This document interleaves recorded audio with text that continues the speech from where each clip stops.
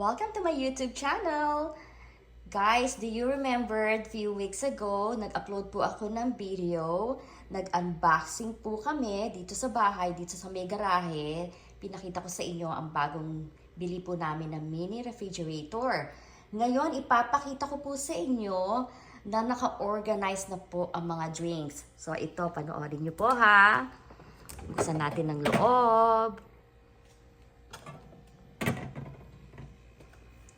Ayan po siya. So, naka-organize na po ang mga beer, ang sodas. Ayan po, ang water, ang sparkling water. Ayan po. Alam niyo po ba yung mga Coke na yan, mga mini Coke lang po yan? Kasi, minsan po, mas maganda pong bumili ng mga maliliit lang na lata ng Coke. Kasi minsan naman, syempre, ang bisita, no? Hindi naman nila nauubos ang kanilang mga drinks. So, might as well get the small can of soda. Ayan po. So, meron tayong Sprite dyan. Meron tayong Coke. Syempre, sparkling water natin. Kaya Coke and Sprite lang ang binili ko kasi alam na namin na ang mga bisita namin, most of the time, yung pong mga ganyang klaseng soda ang mga gusto nila. At syempre, ang modelo, paborito po nila yan. Ang sarap daw po yan eh. Sabi nila, although hindi ako umiinom, syempre, wine lang ako at hindi naman ako nagbi-beer. Sabi nila, masarap yan eh. Okay, so yan ang binili po namin.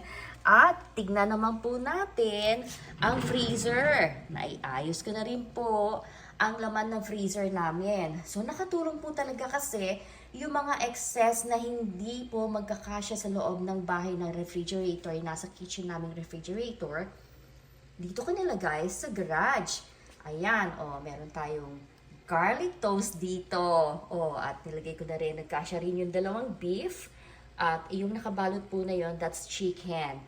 Okay, so talagang napaka laking tulong po itong maliit na refrigerator dito sa garage. Kasi nga, yung mga extra na hindi magkasya sa loob ng bahay, ayan, dito natin na inilagay.